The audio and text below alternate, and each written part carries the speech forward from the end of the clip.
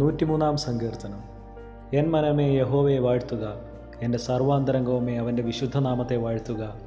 N മനമേ യഹോവയെ വാഴ്ത്തുക, അവൻ്റെ ഉപകാരങ്ങളൊന്നും മറക്കരുത്. അവൻ നിൻ്റെ അകൃത്യമൊക്കെ മോചിക്കുന്നു, നിൻ്റെ സകല രോഗങ്ങളെയും സൗഖ്യമാക്കുന്നു.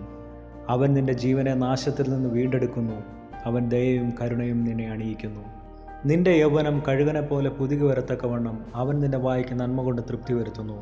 യഹോവ സകല പീഡിതന്മാർക്കും വേണ്ടി നീതിയും ന്യായവും നടത്തുന്നു. അവൻ തൻ്റെ വഴികളെ മോശയെയും തൻ്റെ പ്രവൃത്തികളെ ഇസ്രായേൽ മക്കളെയും അറിയിച്ചു. യഹോവ കരുണയും കൃപയും നിറഞ്ഞവനാകുന്നു, ദീർഘക്ഷമയും മഹാദയവും ഉള്ളവൻ തന്നെ. അവൻ എല്ലായ്പ്പോഴും ഭത്സിക്കയില്ല, എന്നേക്കും കോപം സംഗ്രഹിക്കുകയുമില്ല. അവൻ നമ്മുടെ പാപങ്ങൾക്കൊത്തവണ്ണം നമ്മോട് ചെയ്യുന്നില്ല, നമ്മുടെ അകൃത്യങ്ങൾക്കൊത്തവണ്ണം നമ്മോട് പകരം ചെയ്യുന്നതുമില്ല.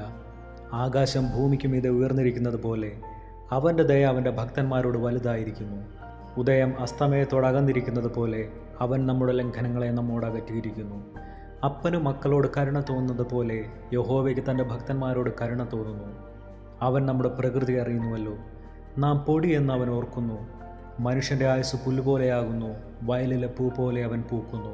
കാറ്റതിന്മേലടിക്കുമ്പോൾ അതില്ലാതെ പോകുന്നു, അതിൻ്റെ സ്ഥലം പിന്നെ അതിനറിയുകയുമില്ല. യഹോവയുടെ ദയയോ എന്നും എന്നേക്കും അവൻ്റെ ഭക്തന്മാർക്കും അവൻ്റെ നീതി മക്കളുടെ മക്കൾക്കും ഉണ്ടാകും. അവൻ്റെ നിയമത്തെ പ്രമാണിക്കുന്നവർക്കും അവൻ്റെ കൽപ്പനകളെ ഓർത്താചരിക്കുന്നവർക്കും തന്നെ. യഹോവ തൻ്റെ സിംഹാസനത്തെ സ്വർഗത്തിൽ സ്ഥാപിച്ചിരിക്കുന്നു, അവൻ്റെ രാജത്വം സകലത്തെയും ഭരിക്കുന്നു. അവൻ്റെ വചനത്തിൻ്റെ ശബ്ദം കേട്ട് അവൻ്റെ ആജ്ഞ അനുസരിക്കുന്ന വീരന്മാരായി അവൻ്റെ ദൂതന്മാരായുള്ളവരെ യഹോവയെ വാഴ്ത്തുവീൻ.